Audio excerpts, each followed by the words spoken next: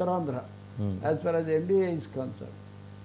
తర్వాత పురంధరేశ్వరి గారి ఆవిడ మాట్లాడినట్టుగా చెబుతున్న మాటలు అంటే వాళ్ళు తర్వాత షీ హాస్ క్లారిఫైడ్ అనుకోండి ఫేక్ అని చెప్పేసి.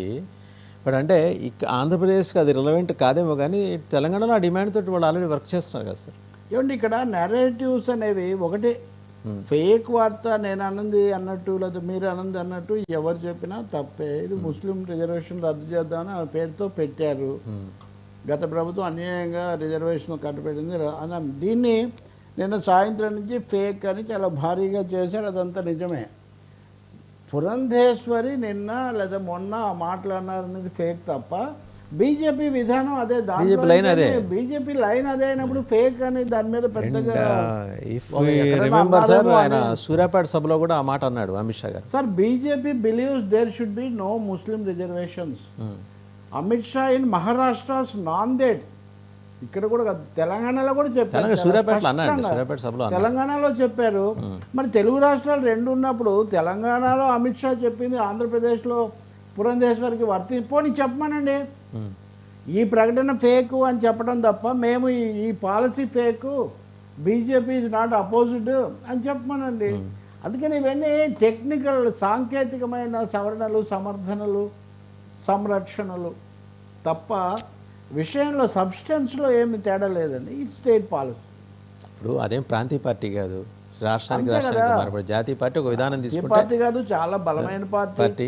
అండ్ బీజేపీ ఒక హిందుత్వ నెరేటివ్లో అపీజ్మెంట్ ఆఫ్ ముస్లిమ్స్ చేయకూడదని చాలా ముఖ్యం. రాజశేఖర రెడ్డి ఉన్నప్పటి నుంచి కూడా, ఈమె కూడా అప్పుడు కాంగ్రెస్లోనే ఉన్నారు, అప్పుడే ఇచ్చారు. అప్పుడు వీళ్ళు కేసు కూడా వేశారు. Bandi Sanjay is on record several times. నేను అమిత్ షానే చెప్తుంటే మాజీ అధ్యక్షుడు, ప్రస్తుత హోంమంత్రి, నెంబర్ 2, అలాంటప్పుడు పురంధేశ్వరి ఒక పని చేయొచ్చు, మా విధానం అదే కానీ నేను ఇప్పుడు చెప్పలేదు అని చెప్తే అది వేరే సంగతి. ఆ మొదటి వాక్యం చెప్పకుండా రెండో వాక్యం మాత్రమే చెప్పడం అంటే ఎన్ని ఫేకులు అండి. క్వింట్ వాడు రోజు ఇస్తూ ఉంటాడు న్యూస్ చెక్ అని, ఫ్యాక్ట్స్ చెక్. సో ఇక్కడ ఫ్యాక్ట్ చెక్ ఏంటి? ఒకటి విధానం అదే అనేది ఫ్యాక్టే, ఆమె చెప్పలేదు ఎవరో చేశారనేది ఫ్యాక్ట్ అయిండొచ్చు, అంతేగాని విధానం అదే అన్నది అయితే నిజం కదా. కాబట్టి ఇదేం పెద్ద మచాడ్ అబౌట్ నథింగ్ అని దీని గురించి పెద్దగా కలవరపడాల్సిందేమీ లేదు. దాని మీద కొంతమంది ఎవరు రెచ్చిపోతున్నారంటే బీజేపీకి ఏమీ ముస్లింల పట్ల బుజ్జగింపు మంచిది కాదని చెప్పడానికి బీజేపీకి ఏం అభ్యంతరం ఉండదు, అది వాళ్ళ విధానమే.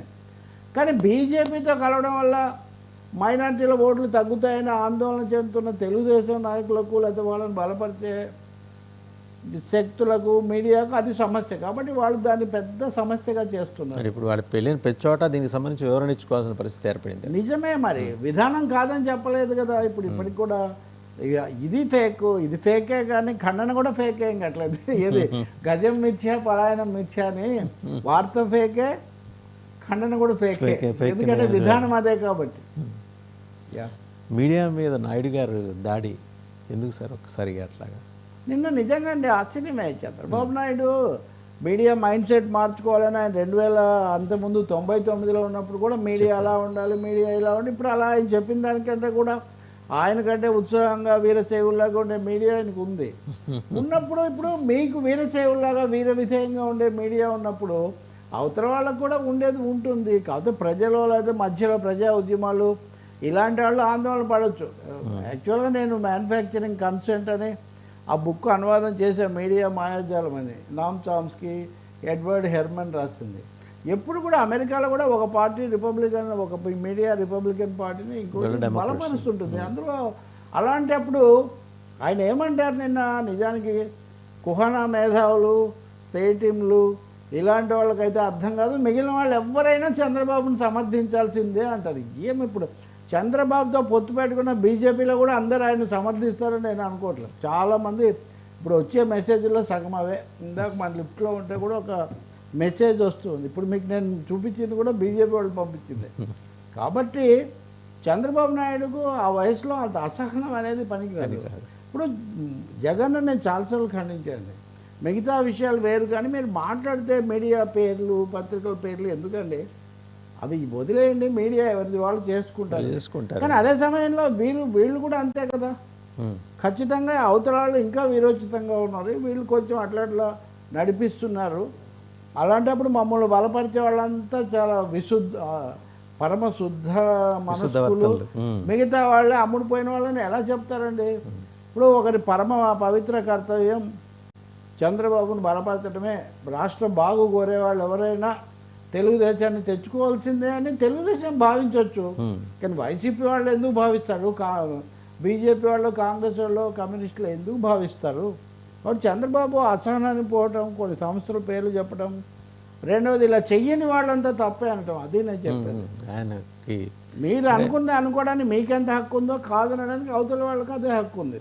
ఇలా అనడం ద్వారా నా ఉద్దేశంలో జగన్ మీద చేస్తున్న విమర్శలకు విలువ లేకుండా చేస్తున్నారు, ఇప్పుడు డైల్యూట్ అయిపోతాయి. అంతే కదా. బహుశా నేను అనుకోవడం వ్యూహాత్మకంగానే చంద్రబాబు నిన్ను అలా అన్నాడని.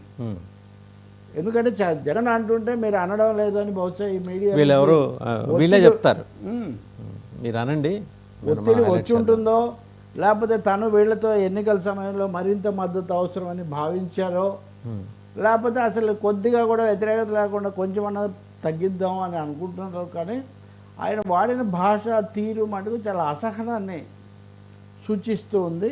ఎప్పుడూ కూడా మీడియా ఏదో ఒక వైఖరి తీసుకోవాలని శాసించే అధికారం ముఖ్యమంత్రికి లేదు, ప్రతిపక్ష నేతకు లేదు, ప్రధాని మోదీ గారికి కూడా లేదు. సుప్రీంకోర్టులో సగం జడ్జిమెంట్స్ అవే కదండి.